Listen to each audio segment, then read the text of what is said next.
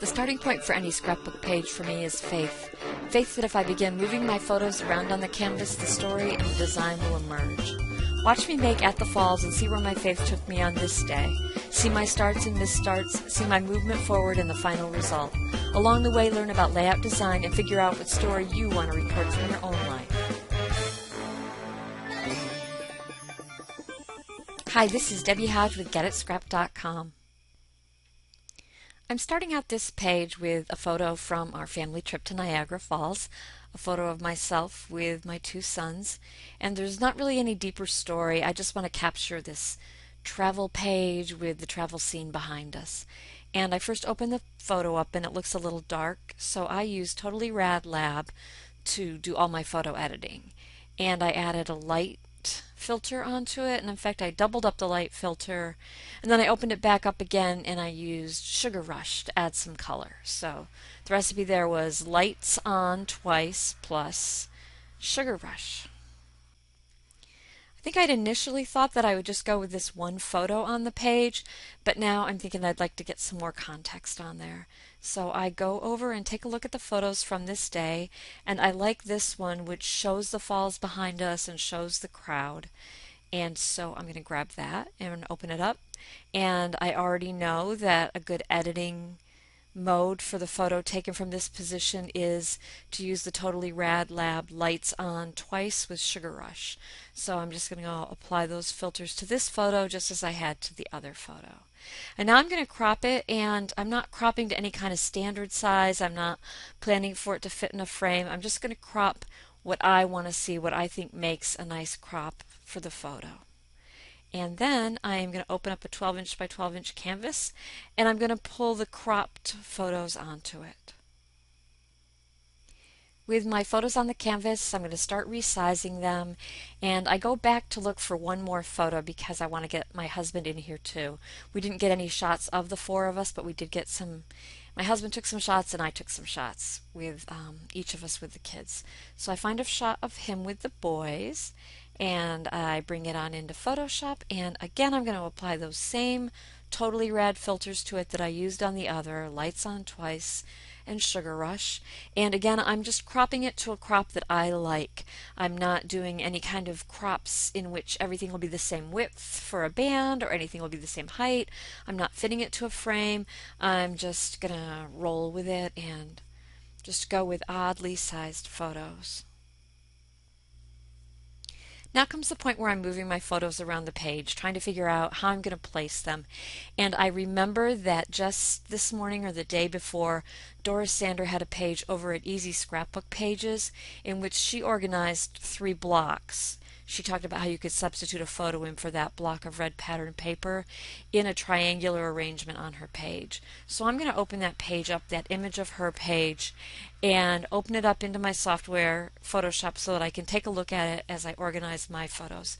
My photos are not the same size and orientation as hers, but I do have a square one, and then I have 2 other photos, and what I'm going to do is put them in a triangle and put them in the top upper right of my page canvas. I noticed on Doris' page down at the bottom left she used some lined or ledger paper to put her journaling on. So I'm going to take a look at what kind of product I've recently purchased. And I see I've got this new kit by Paislee Press called Diptych, and there is some lined paper in it. So I'm going to open that up and position it down in the bottom left corner of my canvas as Doris has done for my journaling. And I think this blue paper might make a really nice background for my Falls Outdoor Nature page. And I'm going to stick with the same kit and see what other kind of papers might work. I saw that Doris also had a strip of paper up at top left that went behind that square photo. So I'm opening up this gray paper and I'm just going to see if that'll work for that block. Something else that I'm noticing about Doris Sander's design is that the photos are a little tilted, and the one at the bottom right of the triangle grouping has a white mat. So I'm going to add a white mat to that photo on my page, and I'm going to tilt it a little bit. And I'm just going to play a little bit with the arrangement of all my photos and just maybe work on a tighter cluster and just get a look that I like. I'm going to return once again to this kit Diptych by Paislee Press and grab some more papers. I'm going to add a block of pattern paper behind my square photo, and I'm not really liking the way this gray pattern is working for the block at upper left, so I'm just going to get a canvas, a craft colored plain kind of paper to go there. I'm adding my journaling on that block down at bottom left. Doris hand wrote hers, and so the ledger lines worked really nice. I'm making a digital page, and I don't need them so much, but still they look cool, and I think they go with this script font that I'm using for my journaling. My journaling's nothing real deep, real remarkable. It's just getting down the details of why we took this vacation and something that Josh said on this day. This is really a page that's more about capturing a snapshot of the family and of the place as opposed to telling a story that we really need recorded. I want to add a strip of ribbon over to the left of that block at the upper left of my canvas because I'm basically want to copy what Doris did. So I'm taking a look over in my supplies, and I do have a lot of things tagged and organized, so I'm going to take a look through the ribbons, and I found this strip of pink ribbon with a little jig jag cut out of the bottom that's a lot like Doris had on her page. She had that same kind of trim to the end of the ribbon. So I'm going to put it there and layer it, and now I'm just moving things around looking for good balance, and I'm trying to balance that journaling block down at bottom left against the photos up at top right and get a nice look. Now it's time to add some title work, and I see on Doris's page she used black letters, so her title had a lot of weight. It's dark, it really has a lot of impact and catches the eye. It's also a longish title. I don't have any meaningful, catchy, deep title for this page. It's just going to be a label, At the Falls. We're at Niagara Falls. And I think I'm sort of using At the Falls because at and the are small words and they'll sort of fit right up in there next to that lower photo, just as Doris has done. As opposed to Niagara Falls, it would be hard to fit that in there. So I'm going with At the Falls. And I'm going to start out with this Typeset Alpha by Sahlin for falls, and I'll get that one in there. And then I'm going to use a basic paper alpha black by Pertiet for the at the part of the title. I'm adding a frame to my largest photo. I like the way it sets it off from the background canvas. I'm going to look for some other embellishments. First I'll start with this kit by Paislee Press that I've been working with, and I like that white flower, and I'm looking for some other black elements because that At the Falls is dark and black, and just as Doris used some dark black elements on her page, I want to use some dark black elements, and I want to create flow with those dark spots around the page. Because this kit from Paislee Press is sort of pale, I'm now going to look at Little Miss Sassy Pants by Koegelenberg, which has a lot of bolder, darker kind of elements that'll pop against these pale and pretty papers. And I'm grabbing some pennants from there, trying out some paper strips, got a nice little open circle strip to go there, and just trying things out, moving them around. And in addition to these black spots, I've now added 3 black spots on there, the button, the strip, and the title.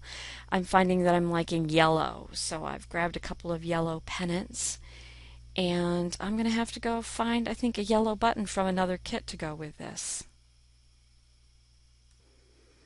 As I was looking through the embellishments for the kit Little Miss Sassy Pants, I noticed this brushwork. So I am going to add brushwork at 3 spots on the page, yet another visual triangle. And the brushwork is in blacks and blues and pinks. And I'm layering them, and I'm using an overlay blending mode because I like the way that looks on the paper. It's a little, I don't know, it burns it in or sinks it into the paper a little more than just leaving it in the normal blending mode. So I'm layering things, and I'm putting them in 3 spots to guide the eye around the page. And it turns out there is a yellow button right here in this kit too. So now I'm set with my 3rd spot of yellow. So I've got my yellow, my visual triangle of yellows, my visual triangle of blacks, my visual triangle of paint splatters, all to move the eye around the page. And now I'm going to look for some kind of little tag to go with that button. So after a few fits and starts, I did find a tag that I liked, and I added the date and the place to the tag. And then I remembered that there's this white paper lace that I really like from a kit called Oiselet Rouge by Pertiet. So I went and grabbed that piece of white paper lace and I placed that in 3 spots on the page. It's a subtle detail. The final touch that I'm adding to this page is some black stitching from Anna Aspnes's black straight line stitched, and I'm going to add it right down at the bottom.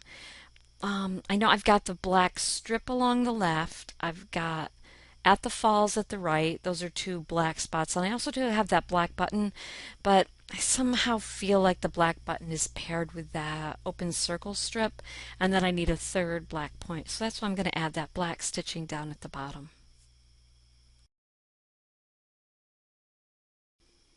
Here's my finished page at the falls. It went together really quickly because I used this inspiration page by Doris Sander called You Worked So Hard to Get Here. And you can find this page over at easyscrapbookpages.com along with Doris's step-by-step for making it. While this doesn't look like a simple page with, simple photos lined up and everything, well, it doesn't appear that it would be easy to place things. Because I had this model, it turned out it was. My photos aren't the same size as Doris's, but they are clustered in a triangle. They're placed pretty much in the same spot on the canvas, and I've used the same 2 foundational pieces. The band down at the bottom that holds the journaling, down at bottom left, and then the vertical band that goes behind the square photo. Also, my title is placed at the same spot, and it's got that same amount of weight that Doris gave her title. So inspiration pieces can really speed up the process. At the falls is a result of my faith in the creative process. I began with 1 photo, I edited it, and then opened the next photo, and then 1 more. I relied on the inspiration from a page made by another scrapbooker, Doris Sander, to get this page made quickly and to explore new design territory. You can master design principles yourself with our free class at getascrap.com/learndesign.